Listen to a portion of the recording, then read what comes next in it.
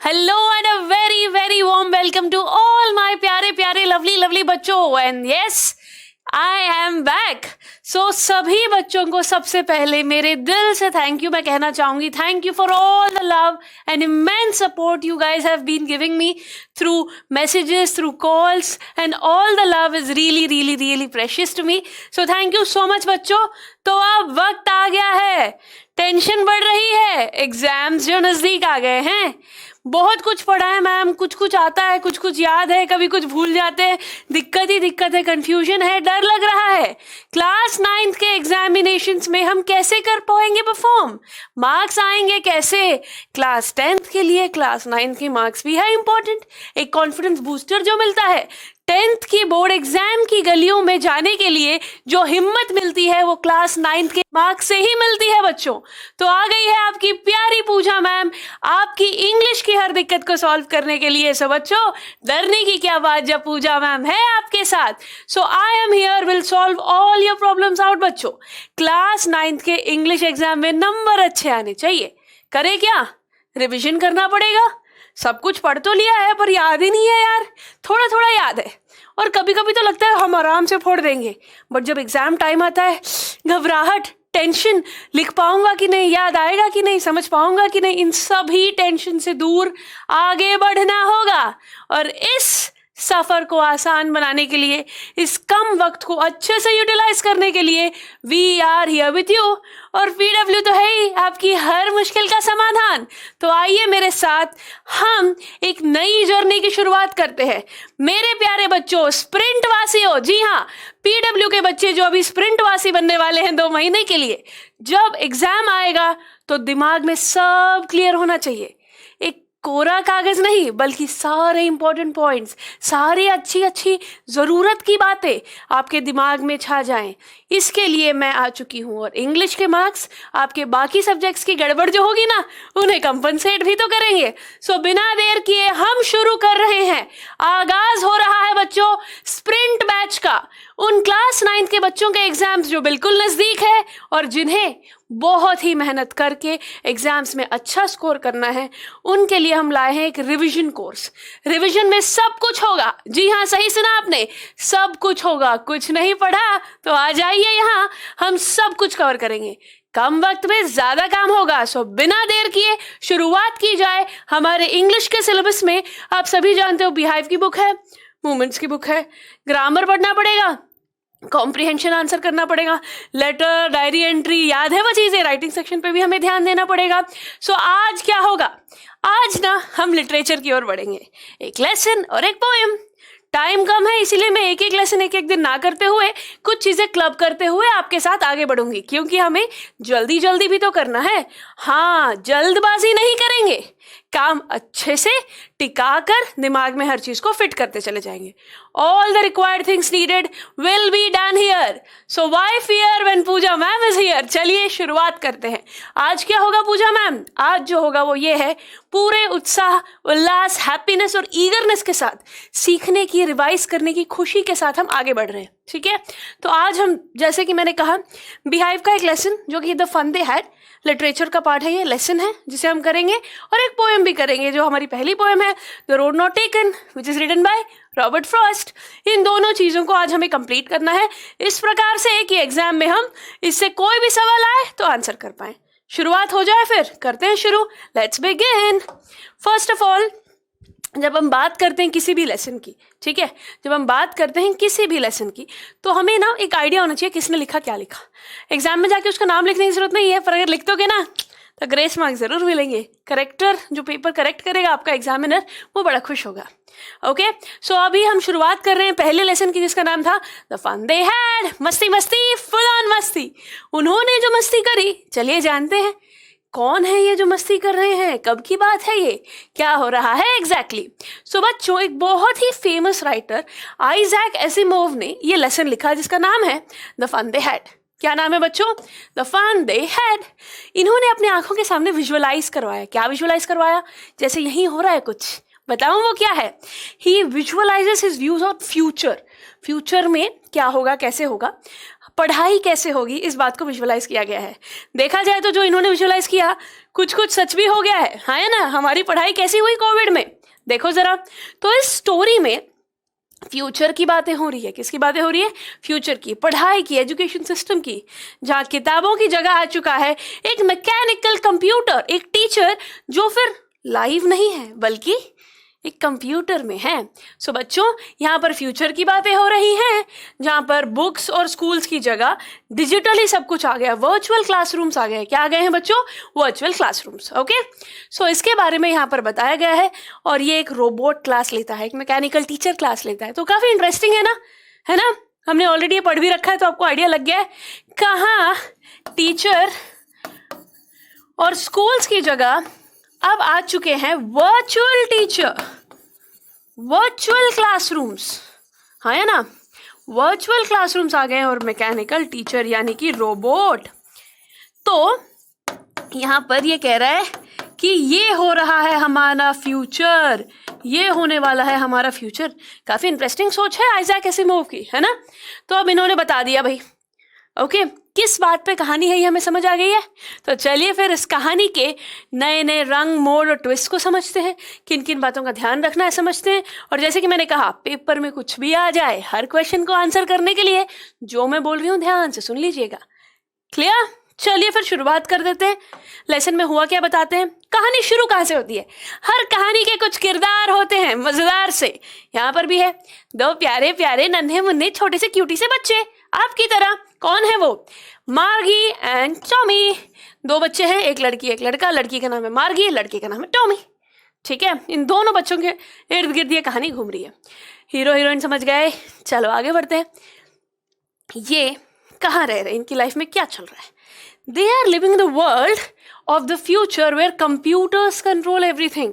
ये एक ऐसी जिंदगी में है, एक ऐसी दुनिया में जहाँ सब कुछ कंप्यूटर से चलता है, रोबोटिक सिस्टम है सब कुछ। ठीक है, यहाँ पर वर्चुअल स्कूल्स, जैसे कि मैंने कहा वर्चुअल क्लासरूम्स है। ठीक है, किताबों की जगह यहाँ पर एक कंप्लीट ट्रांसफॉर्मेशन हो गया, मैकेनिकल टीचर पढ़ाता है। ऐसे ही बैठते हैं और पढ़ते हैं। समझे बात को? Easy PG. दो बच्चे हैं मार्गी और टॉमी। ये हमारी तरह जैसे अब आप स्कूल जाते हो वैसे नहीं, बल्कि वर्चुअल क्लासरूम्स में पढ़ते हैं, मैकेनिकल टीचर से पढ़ते हैं। क्लियर? अब इनकी लाइफ में हुआ क्या, चलिए देखते हैं। हुआ ये कि एक दिन, कौन से दिन? On May 17, 2157। ये डेट याद रखिएगा, ऑन May 17, 2157। समझे? हम 2022 में है अभी। ये कब की बात है? 2157, फ्यूचर की बात है। अब समझ आया क्यों कह रहे थे कि आइजैक एसिमोव ने फ्यूचर की बातें की है? ये ईयर देख लो। यहाँ पर मार्गी ने अपनी डायरी में कुछ लिखा है। डायरी लिखने का शौक कईयों को होता है, मार्गी को भी था। अपने मन की बातें, फीलिंग्स, इंपॉर्टेंट चीज़ें शेयर करने का शौक होता है। तो मार्गी ने अपनी डायरी में इस डेट को कुछ लिखा। क्या लिखा वो वही हम पढ़ रहे हैं। ठीक है, मार्गी ने, एक छोटी सी प्यारी सी बच्ची ने अपनी डायरी में कुछ लिखा। क्या लिखा? कौन सी डेट को लिखा? चलिए जानते हैं। डेट मैंने बता दी, on May 17, 2157। And now my dear students, देखते हैं क्या लिखा। ठीक है, उसका जो एक घर के पास ही एक लड़का रहता था, टॉमी।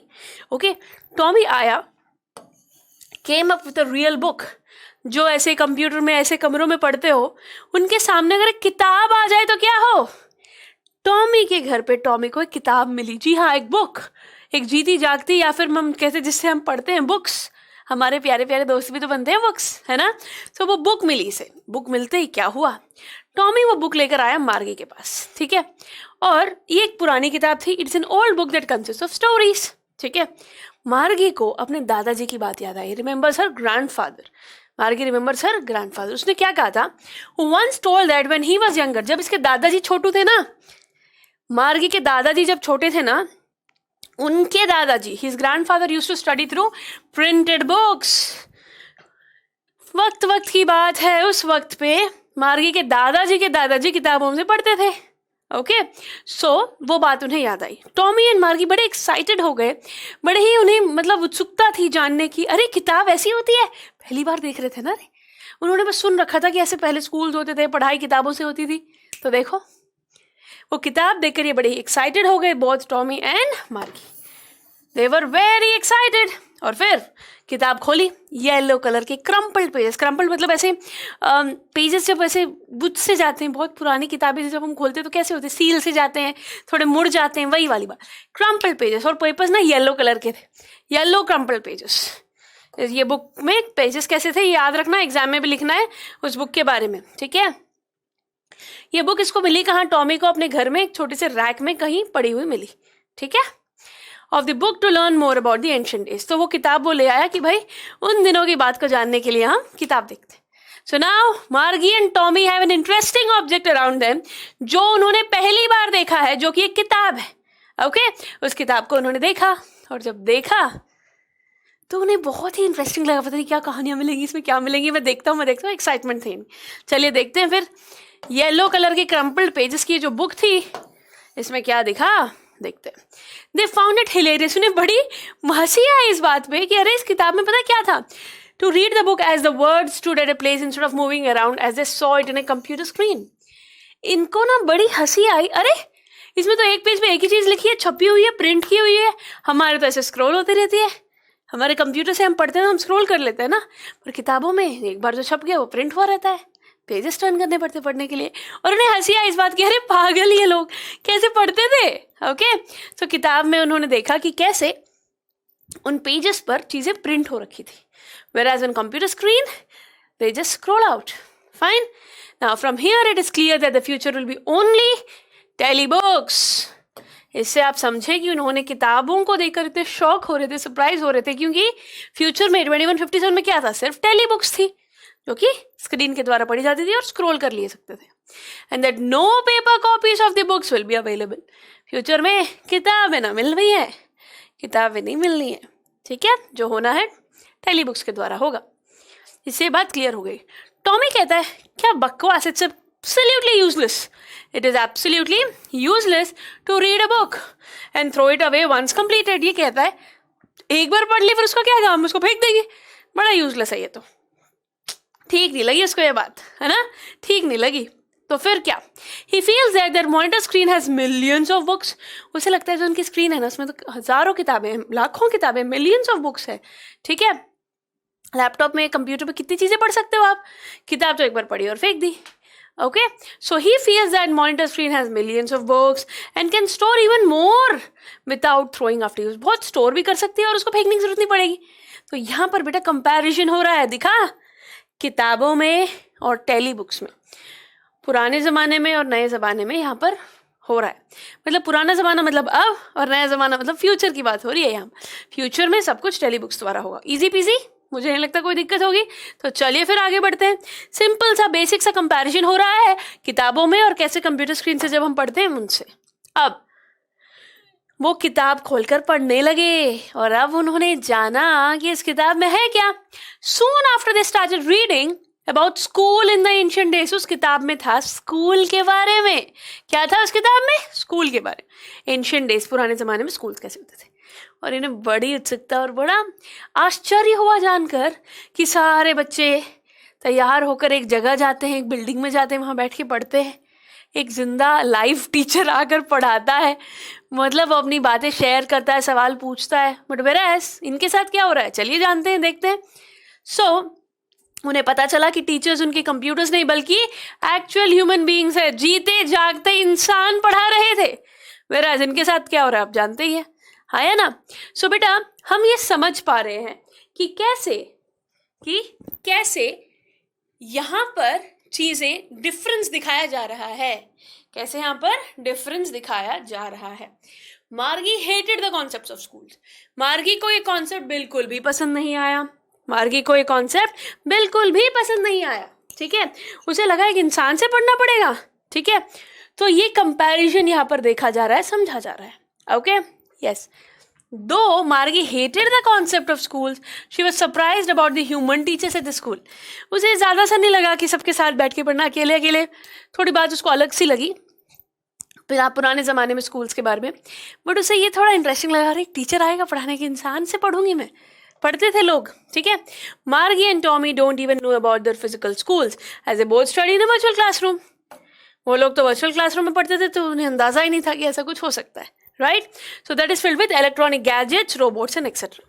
बेटा अगर आप नोटिस करोगे तो मैं डायरेक्ट एनसीईआरटी नहीं लाई हूँ, वो कंपैरिजन साफ दिखाने की कोशिश है। ये चीजें एग्जाम में लिखोगे, आंसर्स में ये पॉइंट्स लिखने पड़ेंगे कि किताब देखी, कौन से कलर की किताब थी, उस किताब में क्या था, क्या कंपैरिजन हो रहा है, सारी मुद्दे की बातें लाई है आपकी पूजा मैम, जिससे एग्जाम में हर क्वेश्चन को आप आंसर कर पाओगे। क्या लिखना है वो साथ लेकर आई हूँ, बस समझो, पेपर में लिखो और मार्क्स अच्छे स्कोर करो, ठीक है। सो हर चीज़ जो मैं बता रही हूँ बहुत ही ज़रूरी है एग्जामिनेशन पॉइंट ऑफ व्यू में, okay. As much detailed way it is possible, उस वे में मैं पढ़ाने की कोशिश कर रही हूँ बेटा। I hope you will be able to easily cope up with me. आगे बढ़ते हैं। वो कंपैरिजन यहाँ पर हो रहा है, तो बच्चे पढ़ते हैं तो वो कैसे पढ़ते हैं देखिए ज़रा। They study their lessons through computer screens, they study their lessons through computer screens that teach them all the subjects like math, science, etc. as social studies, geography, history, politics, सारी चीज़ें ये जो भी पढ़ते हैं, मैथ्स, साइंस, इंग्लिश, सब कुछ computer screen के द्वारा ही पढ़ते हैं। तो Margie remembers that Margie's mother once called a county inspector to fix the mechanical device on which Margie attends the virtual classes. अब कुछ इंटरेस्टिंग बात सामने आई है, ठीक है। मार्गी को याद आ रहा है कि वो जो उसका मैकेनिकल टीचर था ना, एक बार वो खराब हो गया था, उसको ठीक करने के लिए काउंटी इंस्पेक्टर को बुलाया था। तो अब नई एंट्री हो चुकी है। मार्गी और टॉमी के अलावा मार्गी अपनी मम्मी का जिक्र करती है जिनका नाम है मिसेस जोन्स, ठीक है। मार्गी की मम्मी ने एक बार क्या किया था, इसके मैकेनिकल टीचर को ठीक करने के लिए काउंटी इंस्पेक्टर को बुलाया था। किसको, जैसे मैकेनिक होता है वैसे ये काउंटी इंस्पेक्टर आया था इसकी वर्चुअल क्लासरूम जहाँ होती है उस मैकेनिकल डिवाइस को ठीक करने के लिए। He fixed the big black screen. उसने उसको ठीक किया, बड़ी सी ब्लैक स्क्रीन को, बिग ब्लैक स्क्रीन को उसने ठीक किया। On which all the lessons were displayed and questions were asked. उसी स्क्रीन पे सब कुछ होता है, सारे लेसन डिस्प्ले होते थे, सवाल पूछे जाते थे, सब कुछ वही होता था। But the little girl was disappointed. उसे लगा कि मेरा ये तो खराब हो गया, अब थोड़े दिन पढ़ाई नहीं, छुट्टी छुट्टी मस्ती मस्ती। बट ऐसा नहीं हुआ ना, पूछो क्यों नहीं हुआ। उसने आया, उसे लग रहा था कि टाइम लग जाएगा काउंटी इंस्पेक्टर को इसका टीचर को ठीक करने का, क्योंकि इसका जो दोस्त है टॉमी, इसका भी एक बार मैकेनिकल टीचर खराब हुआ तो 6 महीने लग गए थे ठीक होने में, तो इसे लगा मुझे भी थोड़ा टाइम मिल जाएगा। But she was very disappointed. जो इसने चाहा वैसा हो ना सका, क्योंकि काउंटी इंस्पेक्टर आए और झट से उन्होंने ठीक कर दिया, okay. The little girl was so disappointed as the device got fixed sooner. जल्दी ठीक हो गया। She needs to put the homework and test papers through a punch code. तो वहाँ पर उसे पढ़ाई करनी पड़ी, जल्दी से वो ठीक हो गया। वो जो टेस्ट पेपर्स थे, होमवर्क थे जो उसे सबमिट करना होता था, वहाँ पे कोई टीचर थोड़ी जो कलेक्ट करेगा, पंच कोड के द्वारा उसमें सबमिट करना पड़ता। कितनी अलग तरह की पढ़ाई है बच्चों, तुम काफ़ी किस्मत वाले हो कि हम जैसे लोग, तुम्हारे साथी, तुम्हारे दोस्त साथ में मिलके मस्ती करते हो, पढ़ाई करते हो, है ना। Yes. So what next. Comparison देख पा रहे हैं। ये बच्ची डिसअपॉइंटेड क्यों थी, ये बात याद रखना, क्योंकि काउंटी इंस्पेक्टर ने बहुत ही जल्दी इसका डिवाइस, पढ़ने वाला जो डिवाइस था उसको ठीक कर दिया था, ठीक है। यस। नाउ अब उस बुक को आगे पढ़ना शुरू करते हैं। Margie's mother calls her to attend the classes. वो बच्चे ना उस बुक की फील ले रहे होते हैं, एंजॉय कर रहे होते हैं, चीज़ों को जानने की और कोशिश कर रहे होते हैं। उतने में मम्मी की आवाज़ आती है, मार्गी पढ़ने का टाइम हो गया है, क्लास का टाइम हो गया है, आ जाओ वापस, ओके। सो मार्गी attends her class on fractions. वो वापस जाती है और फ्रैक्शंस पर जो मैथ्स की उसकी क्लास है उसको अटेंड करने चली जाती है, taught by the mechanical teacher, but her mind starts wondering about the fun their grandparents had while attending the school in the olden days.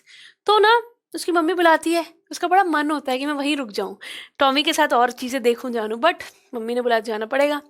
तो जाती है और जब पढ़ाई कर रही होती फ्रैक्शंस का लेसन, तो उसको ऐसा लगता है कितना मस्ती कर रहे थे वो लोग, मेरे grandparents, what fun they had, उनकी पढ़ाई कितनी अलग थी हमसे। सो आपको पूरा सार समझ आया, एसेंस समझ आया बेटा इस बात का, समझ पा रहे हो कि नहीं, कि यहाँ पर कैसे एक किताब ने मार्गी और टॉमी की हंसती खेलती नॉर्मल जिंदगी में एक अलग सा ट्विस्ट ले आए थे। देखो इन दोनों बच्चों ने इस किताब से बहुत कुछ, स्पेशली मार्गी को बहुत इफेक्ट हुआ, बहुत अच्छी थी ये बच्ची पढ़ाई में, ठीक है, बहुत अच्छी थी। थोड़ी सी इसकी जो सब्जेक्ट में वीक थी ज्योग्राफी, उसके लिए वो आए थे, उन्होंने उसका लेवल ठीक कर दिया था और वो चल पड़ा था। मिसेस जोन्स बहुत ही स्ट्रिक्ट है, एक स्ट्रिक्ट मदर है जो चाहती है कि बेटी टाइम पे पढ़े, टाइम पे सब कुछ करे। आप समझ रहे हो कि घर में ही एक कमरे में क्लासरूम है, अकेले बैठ के पढ़ना है, सारे होमवर्क टेस्ट पेपर्स उसी से पंच कोड से सबमिट करने, कोई इंसान नहीं आ रहा है पढ़ाने, कोई हमारी तरह आपको एंटरटेन करते हुए, आपको सिखाते हुए, समझाते हुए, लाइफ लेसन्स देते हुए इंग्लिश के लेसन्स थोड़ी सिखाता होगा, okay. So my dear students, अब बेसिक आइडिया इस लेसन का पूरा लिख चुका है। मेन मुद्दे की बात क्या है? मेन मुद्दे की बात है बेटा पहले तो कंपैरिजन। मेन मुद्दे की बात है कंपैरिजन। उन दिनों में यानी कि अब और 2157 में फ्यूचर की बातें हो रही है ना, तो पास्ट और फ्यूचर का कंपैरिजन, स्कूल्स में कैसे पढ़ाई होती है और आजकल प्रेजेंटली मतलब जो फ्यूचर में इन्हों कह रहे थे कि मैकेनिकल टीचर के थ्रू कैसे होती है। ठीक है, कैरेक्टर्स कौन कौन है, क्या क्या बेसिक बातें उनके बारे में याद रखनी है, वो अब मैं बताती हूँ आपको। सो बेटा बेसिक आइडिया इस लेसन का लग गया है ना? चलिए, इस कंपैरिजन के बारे में आपको ध्यान रखना है। कैसे ओल्डन डेज में बच्चे कैसे पेड़ के नीचे भी पढ़ लेते थे, आपको याद हो? School days used to be special place where all the students of the same age group study together. तो ये कंपैरिजन, सब लोग साथ में एक जगह जाना पढ़ना, वो इमेजिन करने लग गई। अपनी पढ़ाई पे उसका ध्यान हट गया अपनी पढ़ाई से, और वो सोचने लगे कितने मजे करते होंगे सभी एक जगह जाना पढ़ना। He started to imagine how the kids from different areas come together and attend the school happily. कैसे खुशी खुशी वो स्कूल को अटेंड करते हैं, ये बात उसने देखी, फील की, सोची और समझी। ओके, मजा आता होगा ऐसे। Thereby Margie gets strongly attracted to the fun the children had in the ancient time when they went to a real physical school. तो अब समझ में आया लेसन के नाम the fun they had क्यों है? क्योंकि इस बच्ची को ये रियलाइज होता है वो कितनी मस्ती करते थे उन दिनों में, एक फिजिकल स्कूल में जाकर, एक टीचर से पढ़कर, एक ह्यूमन बीइंग से पढ़कर उन्हें कैसा लगता होगा। इसीलिए लेसन का नाम था द फन दे हैड। इसके हिसाब से इसकी ज़िंदगी तो बड़ी ही, इसकी पढ़ाई तो बड़ी ही घिसी पिटी हो रही है ना? Okay students, so basic idea पूरी कहानी का लग चुका है। चलिए फिर अब ज़रूरी बातें बता देती हूँ। बेटा हर कहानी में ना, एक कहानी को आप ना, एक था लड़का एक थी लड़की, दोनों मर गए, खत्म कहानी, ऐसे भी बोल सकते हो। लड़का कौन से घर का था, लड़के के साथ क्या क्या हुआ, लड़का और लड़की कहाँ मिले, उनकी लाइफ कैसे आगे बढ़ी, वो क्यों मरे, विलन कौन था, डिटेल में होती है, हाँ है ना? तो पहले आपको एक आइडिया लगना ज़रूरी है। ट्रेलर, ओके, किस बारे में मूवी है हम जानना चाहते हैं ना, फिर पूरी मूवी देखने चाहते हैं। सो इसी प्रकार से, क्योंकि हमारे पास वक्त कम है, सबसे पहले आपके दिमाग के सामने से पूरे लेसन का एक बेसिक आइडिया सामने से ऐसे चला गया है, किस बारे में लेसन था, क्या हुआ, बेसिकली कौन कौन मेन कैरेक्टर्स हैं, है ना? अब हम वो बातें डिस्कस करेंगे जिससे एग्जाम के वो डिटेल वाली जो बातें हैं जो पेपर में पूछी जा सकती है, उसकी बात बन जाए। चलिए फिर बता देती हूँ मैं आपको ज़रूरी बातें। और वो ज़रूरी बातें कैसे पता चलेगी? हर कैरेक्टर के बारे में जान लेते हैं, उसने क्या क्या किया क्या नहीं। एक एक करके कैरेक्टर के बारे में बात करेंगे, फिर कुछ भी सवाल आ जाए फोड़ देंगे मेरे बच्चे एग्जाम में, हाँ है ना? तो सबसे पहले जो हमारी इस लेसन की मेन प्यारी सी क्यूटी सी बेबी है वो है मार्गी जोन्स। यही मेन कैरेक्टर है, ठीक है? ये इसकी मदर का नाम मिसेस जोन्स था, ठीक है?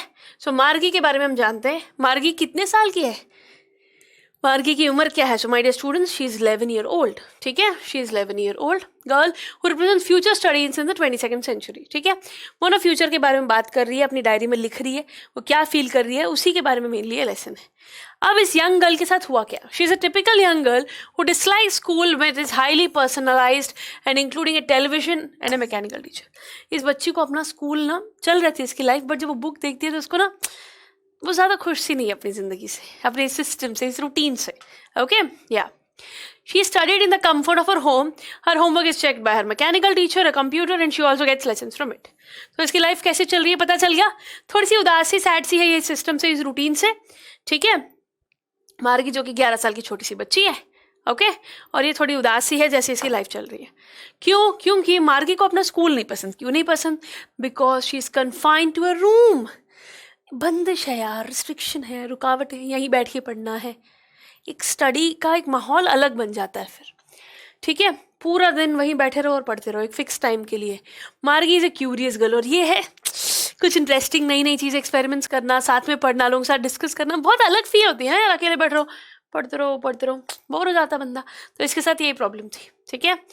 जब उसकी वो लाइफ ऐसी चल रही थी, तब उसकी लाइफ में एंट्री एक छोटी सी किताब की, और वो किताब कहाँ से आई? टॉमी लेके आया। She finds a real book in Tommy's hands. Tommy के हाथों में वो एक रियल किताब देखती है और वो जानना चाहती है इसमें है क्या। She wants to know what is there in it, okay, और वो खुद वो बुक को पढ़ना चाहती है। टॉमी हाथ में लेता है, उसको खोलता है। हाउएवर शी सरप्राइज दैट, बहुत वो सरप्राइज हो जाती है। कब? जब उसे पता चलता है उस बुक किसके बारे में, उस बुक में क्या चीज़ें लिखी है। It describes a school of the old times, उस किताब में पुराने ज़माने के स्कूल्स कैसे होते थे वो लिख रखे थे, ठीक है, कि कैसे रियल टीचर्स आकर पढ़ाते थे और क्लासेस के लिए बिल्डिंग में जाना पड़ता है, connected in a special building. So वो जाना उसने उस किताब से। ये किताब उसको किससे थ्रू मिली? टॉमी के थ्रू मिली, ठीक है। सो मार्गी के बारे में बेसिक इंपॉर्टेंट बातें हमने जानी, ठीक है। चलिए और ज़रूरी बातें बेटा, जैसे कि she is fascinated to learn, वो जानना चाहती है, सीखना चाहती है कि कैसे सेम उम्र के बच्चे बैठ के वहाँ पर पढ़ते थे। शी कंक्लूड्स दैट, वो ये बात का कंक्लूजन उठाती है कि ओल्ड सिस्टम जो था वो काफ़ी मच बेटर था और काफ़ी मज़ेदार भी था। They had so much fun, they had so much fun, ठीक है। बहुत मस्ती वहाँ पर होती थी जब वो साथ में पढ़ते थे, उस फन को याद रखती है, ठीक है। इट इज थ्रू मार्गी that author has projected a contrast between the schools of today and the schools of the future. समझ गए ना बात? कंपैरिजन, कॉन्ट्रास्ट दिखा रहा है राइटर मार्गी के थ्रू, उसकी सोच के थ्रू कि कैसे पहले स्कूल्स थे और कैसे इनके टाइम पे स्कूल्स थे, ठीक है। सो बेसिक आइडिया लगे, मार्गी की उम्र याद रहेगी, मार्गी पढ़ाई में अच्छी थी, ठीक है। ज्योग्राफी में इसको बस प्रॉब्लम थी, और वो भी इसीलिए प्रॉब्लम थी क्योंकि वो जो काउंटी इंस्पेक्टर के बारे में बताऊंगी अब आगे जाकर, वो इस बच्ची का ये जो लेवल था ज्योग्राफी का वो थोड़ा हाई था, उसने कम करके ठीक कर दिया, फिर ये पढ़ाई में और अच्छी हो गई। कभी कभी क्या होता है ना यार, सब अच्छा होता है फिर भी अच्छा नहीं लगता, ऐसा होता है। You feel it like that, everything looks fine, चल रहा है सब कुछ, बट फिर भी फील नहीं आ रही, ऐसा हो रहा था इसके साथ, ठीक है। चलिए मार्गी के मन में क्या था हमने जाना। अब टॉमी, हमारा प्यारा टॉमी, ये जो किताब लेकर आया था इसके बारे में क्या कुछ है जानना। एक लड़का है, यंग बॉय है, 13 साल की उम्र है, he is 13 years old and he plays an very important role because book यही तो लाया था, है ना। He is the one who binds a book, okay. The entire action of the story begins after that. पूरी कहानी की शुरुआत, मजा, ट्विस्ट सब तभी आता है जब ये बच्चा बुक लेकर आता है इसके पास, है ना। यस, तो चलिए अब वक्त आ गया है जानने का टॉमी के बारे में। मार्गी मेन कैरेक्टर है इस कहानी की। मार्गी की लाइफ में जो सैडनेस थी, जो डिसअपॉइंटमेंट थी अपनी पढ़ाई को लेकर, अपने एजुकेशन सिस्टम को लेकर, उसकी लाइफ चल रही थी। जो एंट्री हुई टॉमी की, टॉमी वो बुक लेकर आया और उस बुक ने मार्गी के सोचने का तरीका बिल्कुल बदल दिया। So Tommy played a very very important role. अब ये टॉमी कौन है, इसकी उम्र क्या है? He is 13 year old, a very young boy. 13 साल की उम्र का ये बच्चा है जिसने बहुत इंपॉर्टेंट रोल प्ले किया, क्योंकि इसने क्या किया था, वो बुक लेकर आया था। He found a book about the schools from the past, from the earlier times. पुराने ज़माने के स्कूल्स कैसे होते थे उसके बारे में ये बुक लेकर आया था, ठीक है। सो पूरी कहानी में जो entire action of the story began कब शुरू हुआ? जब ये लड़का वो किताब लेकर आया, ठीक है। और फ्यूचर के बच्चे कैसे पढ़ते हैं और उस टाइम पे जो पहले के ज़माने में जो लोग पढ़ा करते वो कैसे पढ़ते, वो कॉन्ट्रास्ट दिखाने में इस किताब ने ही बहुत बड़ा रोल प्ले किया था, राइट। यस, कैसे मैकेनाइज्ड एंड ऑटोमेटेड पढ़ाई हो गई है उस बारे में यहाँ पर बताया गया, ठीक है। Tommy is very curious as soon as a discovers a real book. Tommy को काफ़ी क्यूरियोसिटी होती है जब वो रियल बुक को देखता है, ठीक है।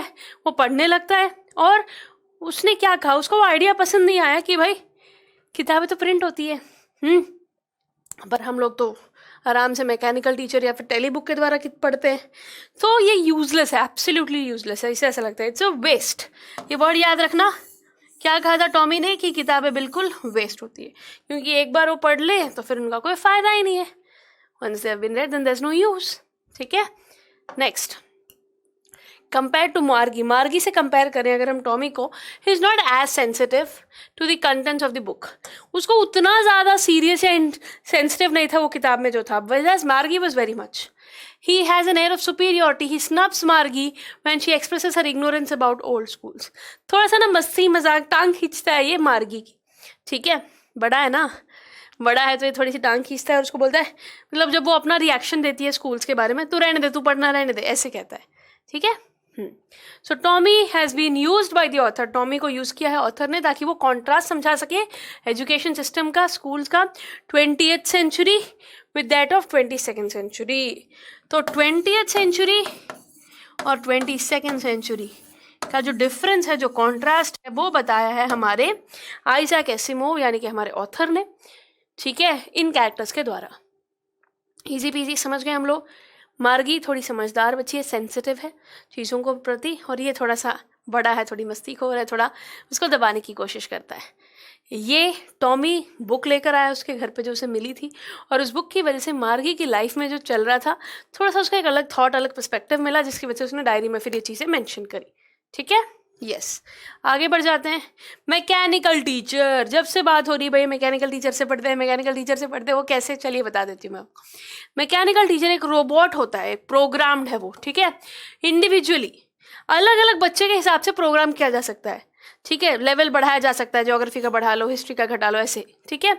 मार्गी की लर्निंग के हिसाब से उसके लेवल सेट कर रखे थे। मार्गी उस मैकेनिकल टीचर को हेट करती थी, देखो क्यों। Which is described as large black and ugly. उसे कैसे डिस्क्राइब किया गया है, बड़ा सा, ब्लैक सा, अगली सा। मार्गी के लिए मैकेनिकल टीचर कैसा था, लार्ज, ब्लैक एंड अगली। ये वर्ड्स यूज करने बेटा पेपर में, ठीक है। With the slot where she has to insert homework. एक बड़ी सी स्क्रीन है, काली बदसूरत सी, ब्लैक, लार्ज, अगली स्क्रीन, और वहाँ पे थोड़ी सा एक स्लॉट दे रखा है जहाँ पर उसको उसका होमवर्क सबमिट करना है। तो इसके लिए स्पेशली मारी के लिए बिल्कुल ही खास नहीं था, पसंद नहीं था उसे, ठीक है।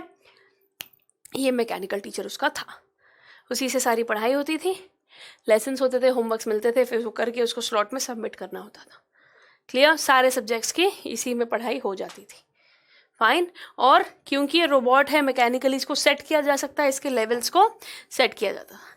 काउंटी इंस्पेक्टर आया था इसका ठीक करने के लिए, मैकेनिकल टीचर, क्योंकि ज्योग्राफी का लेवल थोड़ा हाई था जिसको कम कर दिया गया था, बाकी सब ठीक था ही। ओके, अब बारी आती है एक और बहुत इंपॉर्टेंट चीज़ की, वो है कई बार बच्चे मार्गी और टॉमी में उलझे रह जाते हैं। और भी तो कैरेक्टर्स हैं, जैसे कि मैकेनिकल टीचर के बारे में बताया, अब जिंदा तो नहीं है पर टीचर तो है ही, तो यार उसको इज्जत तो देनी पड़ेगी। Next we have to move on to Mrs Jones, यानी कि मार्गी की मम्मी। मम्मी तो पता ही आपको कैसी होती है सब मम्मियाँ, पढ़ाई करो, मेहनत करो, अच्छे आदमी बनो बेटा, टाइम पे पढ़ाई करो, डिसिप्लिन रहो। तो मिसेस जोन्स जो थी, मार्गी की जो मदर थी, वो स्टोरी में आती है स्कूलिंग के बारे में रिलेशन बताते हुए। देखो कैसे उसका ना स्ट्रॉन्ग ओपिनियन है, वो चाहती है उसकी बेटी अच्छे से पढ़ाई करे। देखो उसने, ये उसकी मदर स्ट्रिक्ट है, ये पता कैसे चलता है। एग्जाम्पल देखो, she called the county inspector to fix Margie's teacher when it kept giving her geography test that were too hard. याद है ज्योग्राफी में गड़बड़ है, ज्योग्राफी में गड़बड़ बता रही थी ना मैं, तो काउंटी इंस्पेक्टर को बुलाया देखने के लिए मेरे बच्चे की ज्योग्राफी वीक क्यों है भाई, वो लेवल फिर उसने ठीक किया था। तो ये काउंटी इंस्पेक्टर आया था और ये ठीक किया। तो इसकी मम्मी है तो स्ट्रिक्ट, और उसको आते बोलती थी पढ़ने के लिए आ जाओ। She also enforce the timing of Margie schooling, believing that school should happen at the same time every day. वो ना डिसिप्लिन बनाए रखना चाहती थी, रोज इसी टाइम पे क्लास हो, इसी टाइम पे स्कूल होना चाहिए तेरा, थोड़ी भी आनाकानी नहीं चलेगी, नहीं चलेगी। तो मार्गी की मम्मी समझ के ना, थोड़ी भी गड़बड़ होती कि सब्जेक्ट में नंबर कम आते, काउंटी इंस्पेक्टर को बुला लिया उसने, क्या दिक्कत है भाई, हाँ। और थोड़ी सी देर सवेर होती, इधर उधर आती, नहीं भाई क्लास का टाइम है, क्लास लेनी पड़ेगी। तो उसकी मम्मी थोड़ी सी स्ट्रिक्ट थी। उनका नाम क्या था, मिसेस जोन्स। मिसेस जोन्स की बेटी है मार्गी जोन्स। मुद्दे की बात आ गई समझ में, चलो बढ़िया।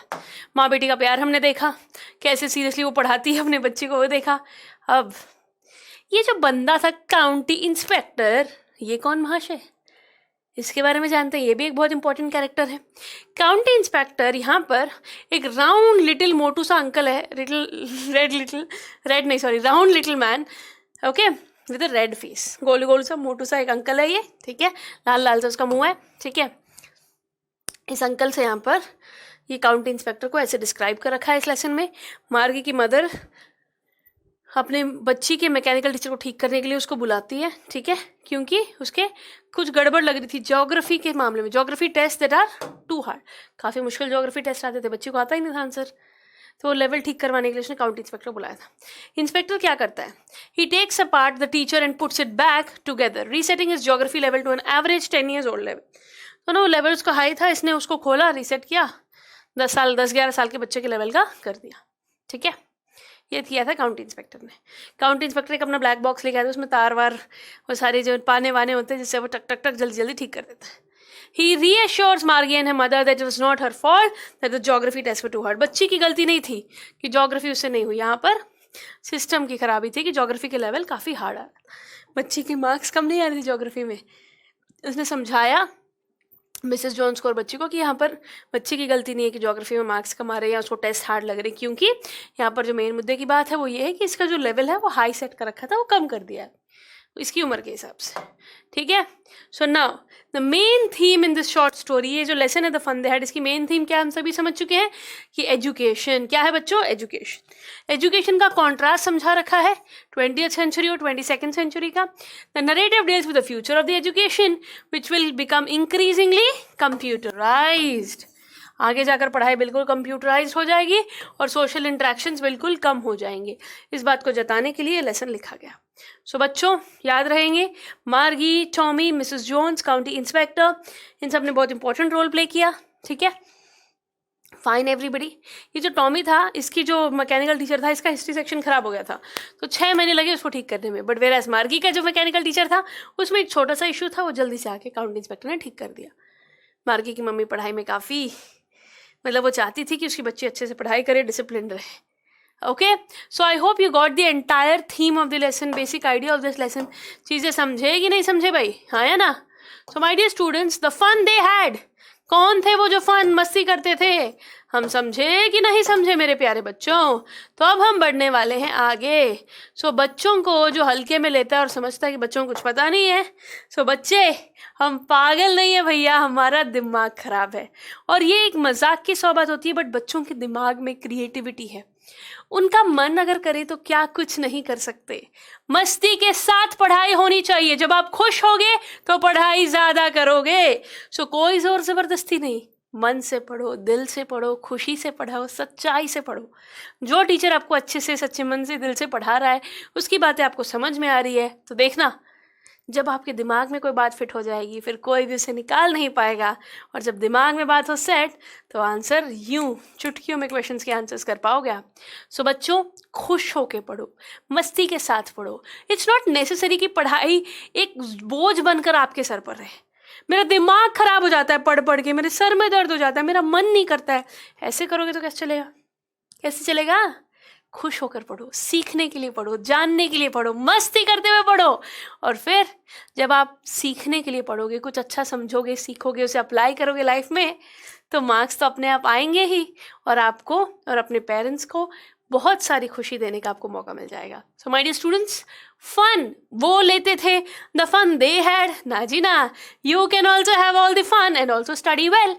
वक्त पे पढ़ो, डिसिप्लिन के साथ पढ़ो, मस्ती करते करते अच्छे से पढ़ो, लाइफ रंगीन और मज़ेदार और यस सक्सेसफुल भी हो जाएगी। हाँ, सीरियसनेस ज़रूरी है, इसका मतलब ये नहीं है ढिंके चिका करते रहो, ना जी ना। पढ़ो, सीखने की चाह के साथ पढ़ो, कुछ नया सीखने को मिलेगा, कुछ अप्लाई करेंगे लाइफ में, कुछ कोई ऐसी बात जो मुझे आगे काम आए, मेरे काम की चीज़ें यार ये कितने अच्छे से पढ़ा रहा है, मैं समझने की कोशिश करता हूँ। मन में अगर वो लगन नहीं, मन में अगर वो आग नहीं, तो बात बनेगी नहीं। सो बच्चों, bring it with in you, rise above all. सीखो इन सब प्रॉब्लम से, मुश्किलों से, कठिनाइयों से, बुरे लोगों से, नेगेटिविटी से ऊपर उठो और आगे बढ़ो। तो हम भी आगे बढ़ते हैं। द फन दे हैड की सारी ज़रूरी बातें जान ली, सीख ली। आइजैक एसिमोव अंकल ने एक लेसन लिख डाला जिसमें पढ़ाई, एजुकेशन सिस्टम के डिफरेंसेस को दिखाया गया, कंपेयर किया गया 20th सेंचुरी और 22nd सेंचुरी का। सिंपल, आप सभी को पता है ऑनलाइन एजुकेशन, ऑफलाइन एजुकेशन में कितना फ़र्क था। वही सारी चीज़ें तो है यहाँ पर। ठीक है, हाँ, मैकेनिकल टीचर को नहीं भूलना है, काउंटी इंस्पेक्टर को नहीं भूलना है, और मार्गी की थोड़ी सी स्ट्रिक्ट सी मम्मी को नहीं भूलना है जिनका नाम है मिसेस जोन्स। सो इन सभी बातों को याद रखते हुए इस लेसन की पार हम नैया पार होगी कि नहीं? तो चलिए, अपनी तो नैया है राम के भरोसे, तुम्हारी नैया है PW के भरोसे। जी हाँ, हमारे भरोसे रहोगे तो डूबने ना देंगे। हमारे साथ राम भी तो है ना, वो राम जी, वो ऊपर वाला जो सब कुछ ठीक करता है, क्योंकि मेहनत पूरी करेंगे यार, है ना। सो किसी और के भरोसे ज़्यादा नहीं रहना है, तुम्हें अपने भरोसे रहना है। जो तुम्हारे वीक एरियाज हैं, जो मुश्किल वाले एरियाज हैं, हमारे साथ कवर कर लो। Proper revision, proper practice, things will be very easy. So अब आप बोलोगे मैम एक लेसन तो हो गया, चलो घर चलते हैं। ना जी ना, वक्त है कम, काम है ज़्यादा, तो क्यों ना करे, अगला लेसन भी आ रहा। चलो एक और लेसन प्यारा सा छोटू सा हम करेंगे, जो कि है पोएम है। और ये पोएम बड़ी ही मज़ेदार सी है, जिंदगी की सीख देती है ये पोएम। पोएम का नाम है द रोड नॉट टेकन। जी हाँ, the poem is the road not taken. इनके पोएट हैं रॉबर्ट फ्रॉस्ट। इस पोएम के पोएट हैं रॉबर्ट फ्रॉस्ट। एक बात मैं आपको ज़रूर बताना चाहूँगी, जो लेसन्स होते हैं उनके राइटर्स या ऑथर्स की उतनी ज़्यादा मतलब आपको याद करने की ज़रूरत नहीं है, बट पोएम्स के पोएट को भूलने का नहीं भाई। रॉबर्ट फ्रॉस्ट बहुत ही फेमस पोएट है। इस बंदे की जो पोएम्स है आप क्लास 9th में सीखोगे, क्लास 10th में भी सीखोगे, ठीक है। तो बहुत ही अच्छी नेचर लवर हैं ये। इनकी हर पोएम में कहीं ना कहीं नेचर की झलक दिखती है। बहुत ही फेमस पोएट है, ओके। सो इन्होंने बहुत ही बढ़िया एक पोएम लिखी है, द रोड नॉट टेकन, जो नेचर से जुड़ी हुई है और लाइफ चॉइसेस से जुड़ी हुई है। क्या करे क्या ना करे ये कैसी मुश्किल है, जब ये समझ नहीं आता किस तरफ जाना है। सभी के साथ होता है ये, चौराहे पे आकर खड़े हो जाना, डायलेमा में आ जाना, कंफ्यूजन आ जाना, इस तरफ जाऊँ इस तरफ जाऊँ, खेलने जाऊँ या पढ़ाई करूँ, इंस्टा चलाऊँ या फिर यूट्यूब पे क्लास देखूँ, क्या करूँ क्या ना करूँ, क्या ठीक है क्या नहीं है। सबको मुश्किल लगता है, हर एक की लाइफ में डायलेमा आता है, किसी की लाइफ में छोटे छोटे, किसी की लाइफ में बड़े बड़े, बट कभी ना कभी कहीं ना कहीं मुश्किलें आती ही हैं। तो किया क्या जाए, कौन सा रास्ता चुना जाए, इसी कन्फ्यूजन में रॉबर्ट फ्रॉस्ट भी है। और बहुत ही प्यारी सी पोएम इन्होंने नेचर के बारे में, लाइफ चॉइसेस के बारे में स्पेसिफिकली लिखी है। चलिए अब जानते हैं, और इस पोएम की हर ज़रूरी बात आपको बता दी जाती है। फिर चलिए let's begin. Poet Robert Frost, जैसे कि मैंने कहा, बहुत ही फेमस पोएट है, ठीक है। मार्च 26, 1873 में इनका जन्म सैन फ्रांसिस्को हुआ था, और ये जैन 29, 1963 को गुजर गए थे। No need to remember the dates, just an idea कि कौन से ज़माने के हैं ये बताने के लिए, ठीक है। बहुत ही बढ़िया तरीक़ों से इन्होंने नेचर, लैंडस्केप को, लाइफ को बहुत ही बढ़िया तरीके से ये अपनी पोएम्स में दर्शाते हैं, ठीक है। यस, और ये अमेरिकन पोएट है, फाइन। बहुत सारी सक्सेसफुल पोएम्स इन्होंने बढ़िया वाली लिखी हैं। चलिए इतनी बातें जानना काफ़ी है। नेचर लवर है, ये बात याद रखिएगा, हर पोएम में इनके नेचर की झलक दिखती है, ठीक है। तो चलिए इस पोएम में नेचर की झलक के साथ साथ और क्या क्या दिखेगा, लाइफ चॉइसेस, लाइफ के बारे में बहुत अच्छी अच्छी सीख ये देते हैं। चलिए फिर देखते हैं इस पोएम में क्या सीखती है। Let's begin. सो बेटा पहले मैं बता देती हूँ, मेन पोएम एक रीडिंग दे देते हैं। आप बोलोगे मैम एनसीईआरटी लेसन वो तो लेके नहीं आए आप, लेसन लंबा होता है और उसमें से चीज़ें अगर हम स्टोरी को अंडरस्टैंड कर ले तो समझ जाएंगे, but where poems need to be very specific, every line matters, you need to understand and then answer the question. सो हर पोएम को मैं आपको सामने लेके आऊँगी, उसको पढ़ूंगी, पढ़ना कैसे, समझना कैसे, क्या आइडिया लग रहा है, हम ये जानेंगे, ठीक है। चलिए स्टार्ट करते हैं। Stanza number 1, 2 roads diverged in a yellow wood and sorry I could not travel both। कुछ ज़्यादा मुश्किल है इसमें, 2 roads थे, 2 roads diverged मतलब ऐसे अलग अलग फटते हैं ना बेटा, ऐसे देखो यहाँ पर diverged, 2 अलग अलग, converge diverge समझ गए ना, या इन येलो वुड, येलो वुड मतलब आप समझते हो मौसम, ऑटम सीजन है, ठीक है, मतलब बढ़िया जंगल है वहाँ पर, ओके, ये जंगल में है। और ये बोल रहा दोनों रास्ते पर तो मैं जा ही नहीं सकता, मैं सामने खड़ा हूँ, ऐसे ऐसे चल रहा था, 2 रास्ते आए, मैं दोनों पे तो नहीं जा सकता ना, राइट। सो देखते हैं अब आगे क्या हुआ। एंड बी 1 ट्रैवलर, एक इंसान खड़ा रहा, लॉन्ग आई स्टूड, यहाँ पर खड़ा होकर सोच रहा है क्या करूँ, यहाँ जाऊँ या वहाँ जाऊँ, किस तरफ आगे बढ़ूँ लाइफ, क्या करूँ मैं। सो ये बंदा चलते चलते एक 2 राह पर आकर खड़ा हो गया, इन दोनों रास्तों में से कौन सा रास्ता चुनूँ। आप सबके साथ भी ऐसा होता है, मेडिकल नॉन मेडिकल, पढ़ाई या खेल, फ़ोन या फिर बुक्स, होता है ना ये, यस। और कभी कभी तो बहुत बड़ी बड़ी चॉइसेस करनी पड़ जाती है लाइफ में। तो क्या किया जाए, इस बंदे के साथ भी कन्फ्यूजन आया, तो वो यहाँ पर खड़ा हो गया बहुत देर तक और देखने लग गया और सोचने लग गया। And look down one as far as I could to where it bent in the undergrowth. क्या होता है, ऐसे झुक के देखते हैं ना, उसने ना ऐसे रुका, देखा दोनों तरफ, दोनों रास्तों को झुक के देखने की कोशिश कर रहा है, आगे पता नहीं कहाँ है, क्या जा रहा है, क्या दिख रहा है। बट यू नो व्हाट, सब कुछ जर्नी बिगिन करने से पहले डेस्टिनेशन का थोड़ी पता होता है, मतलब वो वही होगा, वैसा ही होगा, क्या मुश्किलें आएंगी रास्ते में, क्या कुछ होगा, वी डोंट नो ना।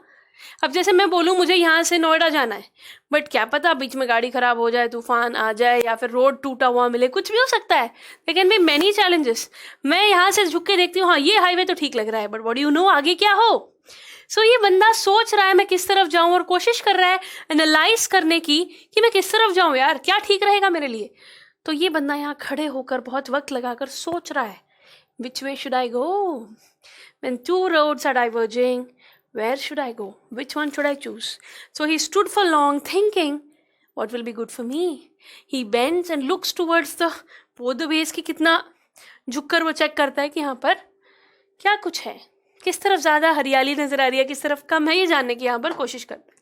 फिर वो सोचता है, पहले एक वाले को देखा, फिर दूसरे को देखा, then took the other just as fair and having perhaps a better claim because it was grassy and wanted wear, though as for that the passing there he had warned them really about the same। तो बेटा यहाँ पर ना दोनों को comparison हो रहा है, डोंट वरी, एक आइडिया हम जब पढ़ने पर लगाएंगे फिर सारी इंपॉर्टेंट बातें भी मैं बताऊंगी, ठीक है। सो सेकेंड स्टैंजा में एक रास्ते को इसने झुक के देखा, फिर दूसरे को भी देखा और सोचने लगा ये फेयर होगा या वो फेयर होगा, यहाँ पर हरियाली ज़्यादा है, यहाँ पर कम है, यहाँ पर जाऊँ या वहाँ पर जाऊँ, यहाँ पर कम लोग गए हुए हैं, ठीक है। And wanted wear, it was grassy and wanted wear, मतलब हरियाली थी यहाँ पर, ठीक है। The passing there had worn them really about the same, मतलब अब ये सोच रहा है कि यहाँ पर रहना ठीक है कि नहीं, यहाँ पर मैं जाऊँ कि नहीं, ठीक है। And both that morning equally, दोनों ही रास्ते ऐसा लग रहा था इसको अपनी तरफ बुला रहे हैं, वहाँ पर इक्वली पड़े हुए थे। In leaves no step had trodden black, oh I kept the first for another day. अब यहाँ पर ना कहाँ जाना है, कब जाना है, कैसे जाना है, ये देखना पड़ेगा, राइट। एक रास्ता चुन लिया तो फिर दूसरे पे वापस आप नहीं जा सकते, ऐसे में आधे रास्ते निकलो फिर वापस आओ, नहीं हो सकता ना ऐसे। एक बार चुन लिया तो चुन लिया, एक इंसान एक वक्त पर एक ही रास्ते पर जा सकता है, ठीक है। तो ये दोनों रास्ते कंपेयर करता है कि एक तो बहुत सारी हरियाली है, मस्त है, ग्रासी है, वेराज दूसरे पे आप समझ लो ज़्यादा स्टेप्स नहीं गए हुए हैं। Leaves no step had trodden black, वहाँ पर ज़्यादा कोई मेसी क्रिएशन नहीं नजर आया। I kept the first for another day, तो पहले वाला जो ग्रासी था जहाँ पर बहुत लोग गए हुए थे, ये वहाँ नहीं गया, इसने चूज़ किया दूसरा वाला जहाँ पर कम लोग गए हुए हैं, कम ग्रासी है, समझ रहे हो आप, स्टेप्स वहाँ पर ज़्यादा नहीं है। Yet knowing how way Leeds on two way I doubted if I should ever कम, फिर ये सोचता है कि मैं इस रास्ते पे चल पड़ा, ये सेकंड वाला रास्ते पे जिस पे कम लोग गए हुए हैं, कुछ नुकसान तो नहीं होगा मेरा, बट फिर लगता है देखा जाएगा, I have to go, I can doubt always. मैं सोच रहा था I doubted if I should ever come back, क्या मैं वापस कभी आकर दूसरा रास्ता किसी और दिन चुन सकता हूँ, इधर आई लेफ्ट द अदर रास्ता फॉर अनदर डे, पर क्या मैं वापस उसी जगह आकर दोबारा वो रास्ता चुन पाऊंगा। समझ रहे हो ना आप, एक बार एक मौका चला गया ना बेटा, दोबारा वो नहीं आता है। यही चीज़ें यहाँ पर समझाने की कोशिश कर रहा है। Choose wisely, once you choose, once you decide which way to go, then that decision has to stay with you forever. You can't suddenly नहीं ये वाला नहीं ऐसे नहीं चलेगा ना। तो देखो कितने प्यार से एक नॉर्मल घास, एक नॉर्मल, एक बहुत ही सिंपल अंदाज में रॉबर्ट फर्स्ट ने हमें समझाने की कोशिश की है। I shall be telling this with a sigh, मैं एक लंबी सांस भरकर आह लेकर ये कहना चाहूँगा, समवेयर एजेस एंड एजेस, बहुत सारे सालों के बाद, two roads diverge in a wood and I took the one less traveled by and that has made all the difference. तो ये कहना चाह रहा है कि सदियों पहले, बहुत सारे वक्त पहले, ऐसे दोराहे पर मैं खड़ा था, मैंने एक रास्ता चुना जो कम लोगों ने चूज किया, और उस एक डिसीजन ने, उस एक चॉइस ने मेरी जिंदगी बदल दी। It made lot of difference. आप समझो बेटा एक बात को, सबके पास अपॉर्चुनिटीज आती है, जैसे मेरे पास अपॉर्चुनिटी थी एक जॉब करने की, बहुत सब कुछ अच्छा था वहाँ पर, everything was looking fine, but you know what, I chose something else, I took a decision which completely change my life. समझ रहे हो आप एक चीज़ को छोड़कर दूसरी जगह जब जाते हो ना, मुश्किल होता है, कठिनाइयाँ आती है, बट वो एक डिसीजन सब कुछ बदल देता है। जो भी आगे होने वाला उस डिसीजन की वजह से हुआ है ना, that makes entirely the complete difference. So बच्चों, लाइफ में जो भी कुछ है ना यार, तुम्हारी वजह से, तुम्हारी चॉइसेस की वजह से। You are happy because you choose to be and you are sad if you choose to be. तुम्हारी चॉइस है, तुम क्या चूज करते हो, खुश रहना या दुखी रहना। तुम्हारी चॉइस है मेहनत करना या जिस टाइम पास करके वक्त निकाल देना, क्या चॉइस है तुम्हारी, उस चॉइस पर डिपेंड करेगा तुम्हारे आगे का फ्यूचर। सो बच्चों, चूज वाइजली, जो तुम्हारे लिए ठीक है वो चुनो। तुम भीड़ में जाकर भी अलग से निकल पाओगे या कम लोगों में आप आगे मेहनत करना चाहते हो, किस फील्ड को चुनना चाहते हो। देखो कितने प्यार से एक छोटी सी पोएम के द्वारा कितने सारे थॉट्स आपके दिमाग में आ गए। It's a very motivational poem, I must say. एक दिमाग में ना जोर डलता है, कुछ सोचने पर मजबूर कर रहे हैं रॉबर्ट फ्रॉस्ट। तुम्हारी लाइफ में दो रास्ते आएंगे, क्या पता आ भी चुके हो। तुमने क्या डिसाइड किया, आगे लाइफ में क्या डिसाइड करोगे, चॉइसेस जब आएंगी उसी से तुम्हारी पूरी लाइफ डिपेंड करेगी बच्चों। सो ये ही हो रहा है यहाँ पर भी, समझे कि ना समझे बच्चा लोग, हाँ या ना। अब जैसे मैंने एक बेसिक आइडिया, हमने एक बार पोएम के स्टैंजास को पढ़े और समझने की कोशिश की, बट डिटेल में भी किन किन बातों का आपको याद रखना है वो मैं बताती हूँ। एग्जाम में लिखेंगे क्या, समझा तो जरा, रुको जरा, सब्र करो, समझा देते हैं। चलिए, पोएम को एक रीडिंग दे दी, ओवरऑल जो अपने को समझ पाए, हम देख पाए, वो हमने देखा। अब स्टैंजा वाइज डिटेल में जो जो बातें पता होनी चाहिए ना, जो पेपर में लिखोगे वो बता देती हूँ। खुश, चलो शुरू करते हैं। ये पोएम का नाम है द रोड नॉट टेकन। लिखा किसने, रॉबर्ट फ्रॉस्ट। अब देखिए जरा, इस पोएम में पोएट क्या कह रहे हैं, क्या कह रहे हैं। He describes his experience. किस चीज का experience, of a walk through the woods. एक दिन जंगलों में पतझड़ के मौसम में वो बंदा निकल पड़ा और उस एक्सपीरियंस को शेयर कर रहा है आपके साथ। पतझड़ के मौसम में जंगल में जा रहा है, जा रहा है, जा रहा है, जा रहा है, 2 रास्ते आ गए। फिर क्या किया, चलो देखते हैं। खड़ा रहा, सोचा समझा, जाना। देखिए जरा, ही उस ऑटम का मतलब पता है ना, पतझड़ का मौसम बेटा, या उस ऑटम मॉर्निंग में क्या किया, as he walk through the woods, woods मतलब जंगल, ठीक है, ही केम अक्रॉस अ डाइवर्जन और अ फोक। बेटा ये वर्ड फोक समझ जाओ, डाइवर्जन एक ही बात है। ये पॉइंट जहाँ से दोनों रास्ते जाते हैं इसको फोक या डाइवर्जन कहते हैं, ठीक है। He wanted to make the correct choice, जब वो आया चूज करना था, वो चाहता था कि मैं सही चूज करूँ, and therefore found himself in a dilemma about choosing the right one। वो सही चुनना चाहता था, बट पता तो कैसे चले कौन सा सही है, तो वो डायलमा में आ गया। किस में आ गया, डायलमा मतलब कंफ्यूजन ही कंफ्यूजन है, कंफ्यूजन का बड़ा भाई डायलमा है, बहुत ज़्यादा। क्या करूँ क्या ना करूँ, किस तरफ जाऊँ, ये कंफ्यूजन, ये डायलमा। जो कहते हैं ना, मेरी ज़िंदगी दोराहे पर आकर खड़ी हो गई, मैं समझ ना पाया मैं किस तरफ जाऊँ, वही होता है डायलमा, ठीक है। सो ये डायलमा पर आ गया, क्या करूँ किस तरफ जाऊँ। तो ये पतझड़ के मौसम में बढ़िया सुबह सुबह निकला जंगल की ओर, और तब उसे चूज करना पड़ा कि मुझे कहाँ जाना है। इस इंसिडेंट से, इसके अपनी लाइफ के चॉइसेस के बारे में, इसने जो डिसीजन लिया, किस तरफ ये गया, वो सब बताता है। He wanted to travel through both the roads, obviously दोनों चीज़ें चाहता है। एक बंदा डॉक्टर भी हो, इंजीनियर भी हो, शेफ भी हो, बहुत सारी चीज़ें हो, ऐसा चाह सकते हैं, है ना। I wanted to do many things in life. He also wanted to do both the roads, कि दोनों तरफ जाके देखना चाहता हूँ, यहाँ क्या है वहाँ क्या है, but it's not possible, and felt sorry, उसे बुरा लगा क्योंकि इट्स नॉट पॉसिबल, कि वो ऐसा नहीं कर सकता, that he was unable to do so, दोनों रास्ते ना चुन पाएंगे। So therefore he looked as far as possible, जैसे कि मैंने कहा, इसने बहुत दूर तक देखने की कोशिश की, बहुत दूर तक देखने की कोशिश की, till the road curved among the bushes and was no longer visible. इतनी कोशिश की, अब जैसे यहाँ के आगे नहीं दिख रहा ना बेटा, तो झुक के उसने कोशिश करी जहाँ तक वो देख सके, जहाँ पर आगे उसे कुछ नजर ना आ रहा हो। समझे बात को, यस। फिर क्या हुआ, फिर हुआ ये, आफ्टर मच कंटेम्पलेशन, बहुत विचार, सोच विचार विमर्श करके, कहते हैं ना, विचार विमर्श करके उसने फाइनली डिसीजन लिया कि दोनों रोड्स में से पहला वाला रोड जो उसने देखा वो नहीं, he took the other road which looked just as good as the other। दोनों एक दूसरे जैसे लग रहे थे, ठीक लग रहे थे, अच्छे लग रहे थे, दोनों में जाने का मन कर रहा था, पर उन्होंने दोनों में से कौन सा रोड चुना, देखिए जरा कैसे बताते हैं। He thought that it had a greater claim for the traveler as it was grassy and wanted people to travel through it। देखो, एक रास्ता था जो ग्रासी था, मतलब जो चीख चीख करके रहा था, आ जाओ मेरी तरफ, यहाँ पर बहुत लोग गए हुए हैं, मस्त फ्यूचर होगा, अच्छी जगह है, ये सब आए हैं ना यहाँ पे, देखो ऐसे। Was grassy and wanted people to travel through it, ऐसे लग रहा था वो बुला रहा है उसे, आजा।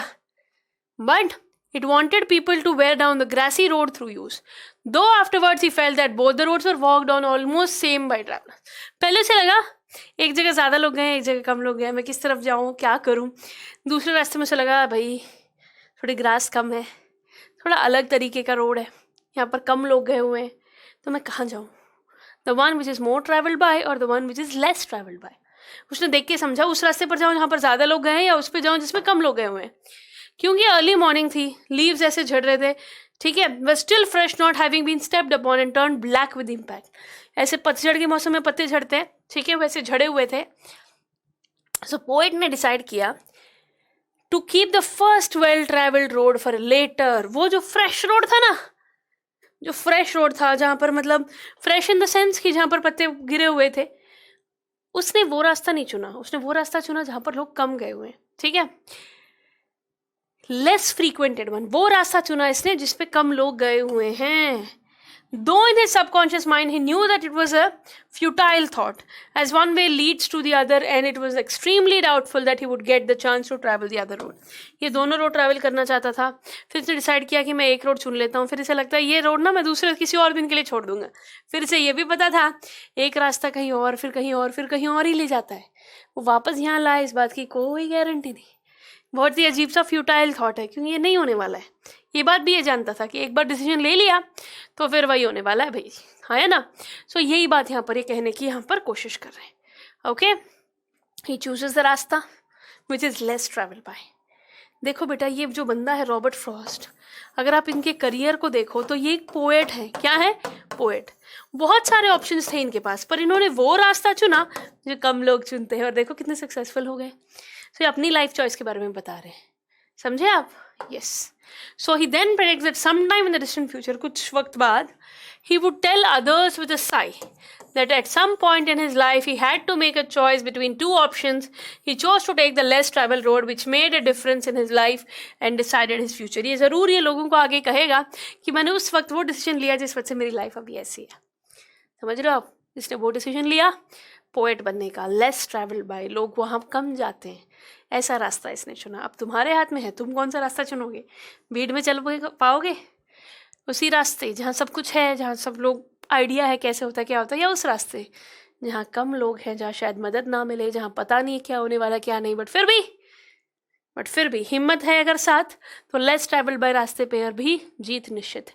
कई बार कुछ बच्चे बोलते हैं मैम मुझे स्पोर्ट्स में जाने का इंटरेस्ट है, पर फिर कहने लगते हैं लोग हर क्रिकेटर सचिन तेंदुलकर थोड़ी बन पाता है, हर बच्चा क्रिकेट में इंडिया के लिए थोड़ी खेल पाएगा. बात तो सच है, पर अगर सभी ऐसा सोचने लगे तो क्या विराट कोहली बनता, क्या MS धोनी बनता? नहीं ना.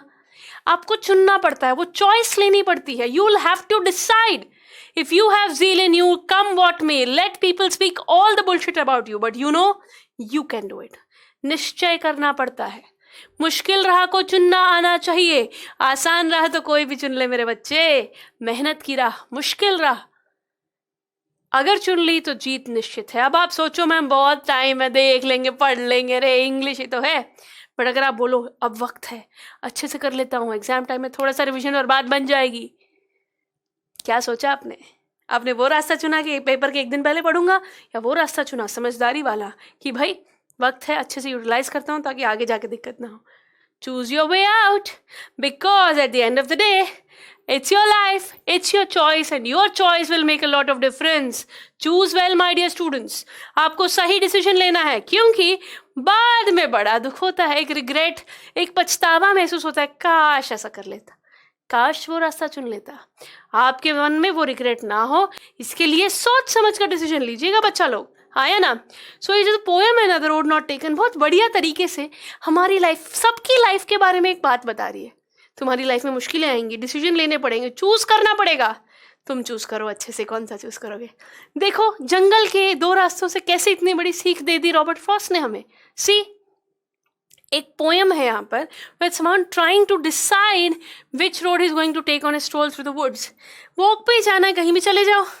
स्ट्रोल मतलब वॉक पे जाना बेटा, स्ट्रोल मतलब वॉक पे जा रहा था रॉबर्ट फ्रॉस्ट, उसे बस चुनना था कि कौन सा रास्ता जाना है. इस थॉट से देखो इसने कितनी अच्छी बातें समझाई, प्यार से समझाई हमें. देखो it's actually a poem about the journey of life. ये वॉक पे रास्ता चुनने की बात नहीं, बल्कि जर्नी ऑफ लाइफ की बात है. कैसे हम इसको रिलेट कर पा रहे हैं देखिएगा जरा. It's about the journey of life. दो रास्ते थे जो डाइवर्ज हो रहे थे in yellow wood, symbolize to a person's life. एक इंसान की लाइफ को ये सिंबलाइज कर रहा है कि वो भी ऐसे चलता है जिंदगी में.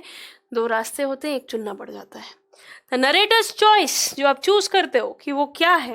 या नरेटर ने क्या किया, the narrator's choice about which road to take represents the different decisions we sometimes have to make.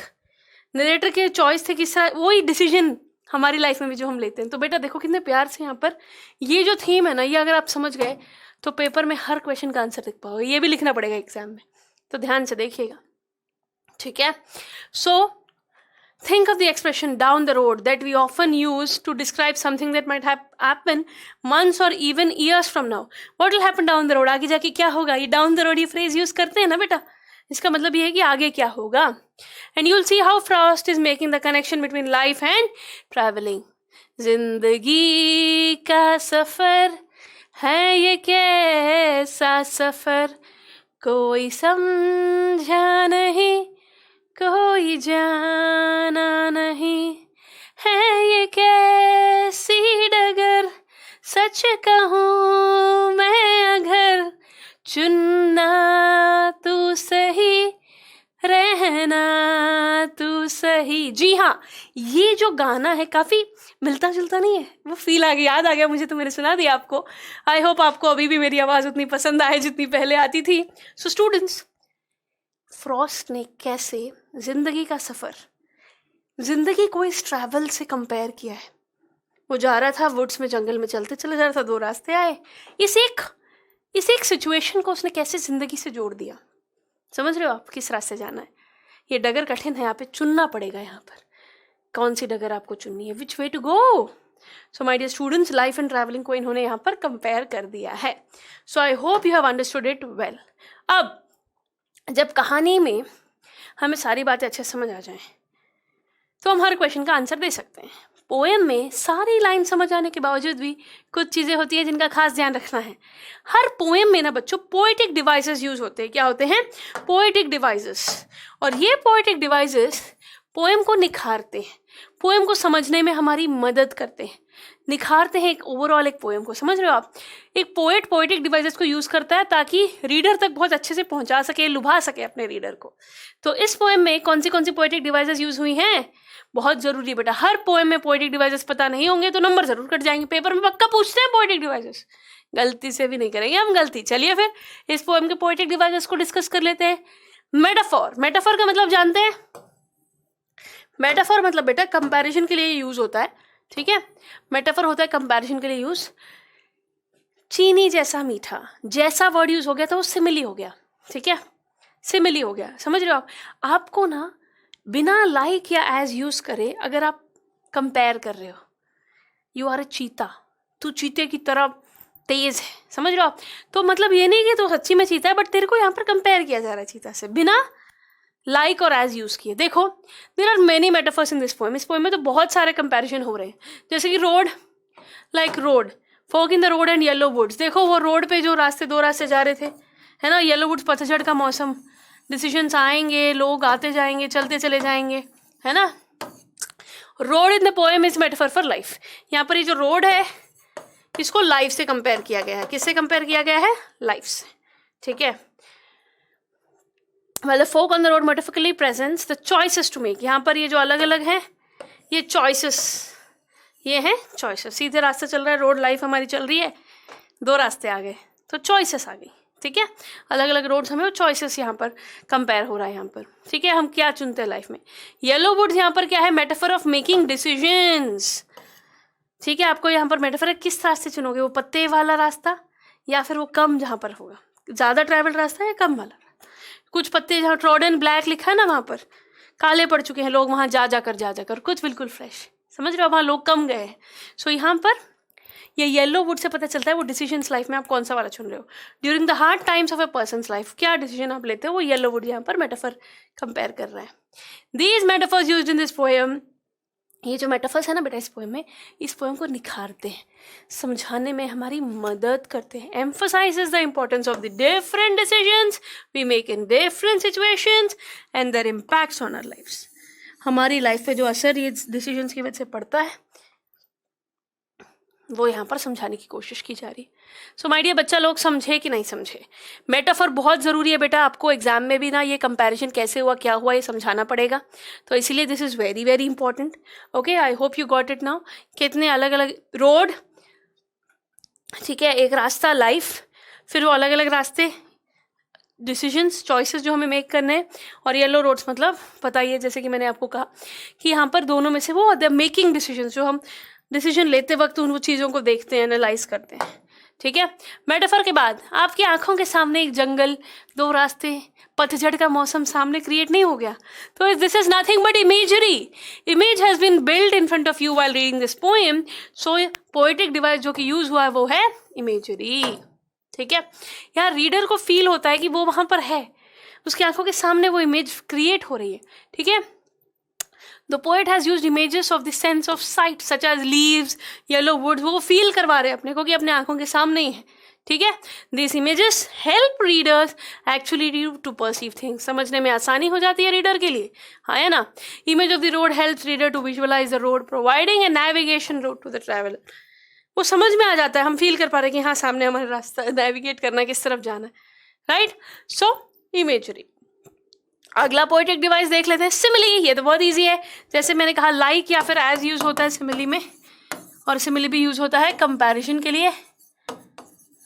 Simile use होता है कंपैरिजन के लिए। ठीक है, simile is a device use to compare things. Okay, तो देखो, there is one simile used in the second stanza, as just as fair. It shows how the poet has linked the road less taken to the easy way through life. ठीक है, comparison हो रहा है यहाँ पर, as just as fair, कैसे poet यहाँ पर समझा रहे हैं कि जो रास्ते हैं लेस टेकन, वो भी इजी हो सकता है लाइफ में अगर तुम चाहो तो। डिसीजन वो तुम्हारे लिए इजी होगा कि नहीं, तुम कैसे बनते हो, राइट? यस। सो सिमिली भी देख लिया हमने, एज दिख गया तो बेटा as simple as it is, as simple as it is, ये भी एक सिमिली ही है। चलो आगे बढ़ते हैं। एसोनेंस, एसोनेंस हम सभी जानते हैं बेटा, वोवल साउंड का रिपीट होना। क्या होता है? वोवल साउंड के रिपीट होने को एसोनेंस कहते हैं। क्लियर? तो बहुत सारी लाइन्स में साउंड रिपीट हुई है वोवल की, तो वो कहलाएगी assonance. Consonance is nothing but repetition of consonant sound, repetition of consonant sounds, है ना? जैसे two roads diverging in yellow woods, D sound, D consonant है तो देखो यहाँ पर डी रिपीट हो रहा है, डी साउंड आ रहा है तो ये यहाँ पर हो गया कॉन्सोनेंस। वोवल साउंड, अ साउंड, ओ साउंड रिपीट होता है तो फिर वो एसोनेंस हो जाएगा। Somewhere ages and ages hence here, though as far as that the passing, अ साउंड, ओ साउंड, यहाँ पर देखो ओ साउंड आ रहा है कि नहीं? तो इस प्रकार से आपको चीज़ों को समझना है। अब एसोनेंस देख लिया, कॉन्सोनेंस देख लिया। कॉन्सोनेंस में कॉन्सोनेंट साउंड का रिपीट होना, एसोनेंस में वोवल साउंड का रिपीट होना, ये भी पोएटिक डिवाइसेस जो कि यूज्ड है। आगे बढ़ते हैं। पर्सोनिफिकेशन, ये बड़ा मजेदार है। पर्सोनिफिकेशन मतलब एक नॉन लिविंग थिंग को हम एक ह्यूमन बीइंग से कंपेयर करते हैं, पर्सन से कंपेयर करते हैं, उसको सिंबलाइज करते हैं। देखिएगा जरा, Robert Frost personified the road in the third line of the second stanza, here it is stated because it was grassy and wanted wear, as if the road is human and that it wanted to wear and tear। ऐसा लग रहा था कि वो कह रहा है कि एक रास्ते को बोल रहा है, वो बुला रहा है लोगों को, wear and tear मतलब आओ मेरे ऊपर, मुझे यूज करो, समझ रहे हो आप? तो बेटा ये ना एक रोड को इंसान से ट्रीट करना, बुला रहा है ना? तो रोड थोड़ी बुला सकता है, इंसान ही बुला सकता है। तो यहाँ पर इसने रोड को इंसान से कंपेयर किया या फिर इंसान की तरह उसको ट्रीट किया, तो ये पर्सोनिफिकेशन हो गया। क्या हो गया? पर्सोनिफिकेशन। Clear everybody? बेटा पोएटिक डिवाइसेस बड़े जरूरी है, ठीक है? सो माय डियर बच्चों, basic idea of the lesson, all the important मुद्दास, all the important points we have discussed. When you write you should be able to cover things. कई बच्चों को ना समझ में सब आ जाता है, लिखते वक्त नहीं हो पाता है। सो मैंने आज आपको वो सारी चीज़ें लिखा है यहाँ पर प्रोवाइड किए जो आपको पेपर में यूज़ करनी पड़ेगी, जैसा आपको जिस लैंग्वेज में लिखना है। These notes are going to help you a lot my dear lovely lovely students. So मेरे बच्चों, अंत भला तो सब भला। आपने कौन सा रास्ता चुना लाइफ में, we don't know. What matters is आप पहुंचे कहाँ, एक सक्सेसफुल पोजीशन पर पहुंचे या फिर लाइफ में दुख झेल रहे हो, तो आपको कहाँ पहुंचना है? डेस्टिनेशन अगर सुंदर अच्छी चाहते हो, सक्सेस अगर आप चाहते हो, तो रास्ता सही चुनो। गलत रास्ता और बहुत सारी मेहनत भी आपको कहीं लेकर नहीं जाएगी। सही रास्ता और सही मेहनत ज़रूर आपको वहाँ ले जाएगी जहाँ पहुँचना चाहते हो। तो मेरे प्यारे बच्चों, मेरा बहुत सारा प्यार, बहुत सारी सीख और एक अच्छे कंटेंट के साथ यूं ही मैं आपको मिलती रहूंगी। आपका जल्दी सारी चीज़ें रिवाइज कराती रहूंगी। नोट्स आपको ऐप पर प्रोवाइड कर दिए जाएंगे। And you know what, we guys are going to rock it again and this time my dear Sprint वासियों, आपको बहुत बढ़िया तरीके से एग्जाम्स को फोड़ना होगा, क्योंकि जब आप क्लास 10 की गली में जाओगे ना, तो सीना चौड़ा करके खुशी से कॉन्फिडेंस से जाओगे। And I will tell you one thing, you are different. Class 10 में you will become more different. अब जैसे मेरी लाइफ का फेज है, I have change so much, but you know what, कमी नहीं हमें समझनी अपने अंदर। We change for better, we choose well, we perform better. पर अगर नेगेटिव हो गए हो, गॉड पता नहीं कैसे होगा, क्या होगा, डर लग रहा है, यस नर्वसनेस होती है, पर उस नर्वसनेस से आगे बढ़ना पड़ता है। वो डर को आपको रोकने नहीं देना है, बल्कि डर को साथ लेकर चलो और आगे बढ़ो, अपने डिसीजन पर टिके रहो, मेहनत करो और माय डियर बच्चों, जीत आपकी ही होगी। सो एग्जाम में अच्छे मार्क्स लाने हैं ना, रिवीजन इज द की। तो हम आपको प्रॉपर रिवीजन कराएंगे। रिवीजन की क्लासेस मिस ना करें, अपना बेस्ट दे। सिर्फ सुनने से बात नहीं बनेगी, लिखने से बात बनेगी। एग्जाम है ये, और मल्टीपल चॉइस क्वेश्चंस नहीं होने वाले बच्चा लोग, लिखना पड़ेगा। तो लिखने की आदत डालना ना भूलें। और मैं तो हूँ ही आपको गाइड करने के लिए, समझाने के लिए, आपकी डिफिकल्ट एरियाज को स्ट्रॉन्ग बनाने के लिए, समझाने के लिए, और स्ट्रेंथ को बढ़ाना है, वीकनेस को कम करना है, सही डिसीजंस लेने हैं और जीत हमारी होगी। तो इसी पॉजिटिव नोट के साथ thank you once again for all the love. एक एक बच्चे का मैं नाम तो नहीं ले पाऊंगी जो इतना वक्त मुझे उन्होंने सपोर्ट किया, साथ दिया, बट एवरीबडी आउट हियर जो मुझे जानते हैं, जो नहीं जानते, उन सभी को मैं बता दूं, मैं पूजा मैम आपकी एग्जामिनेशंस में पूरी मदद करने के लिए वापस आ चुकी हूं। सो मेरा साथ दीजिए और अच्छे मार्क्स लाइए। मिलेंगे जल्दी। Take care everybody, bye bye.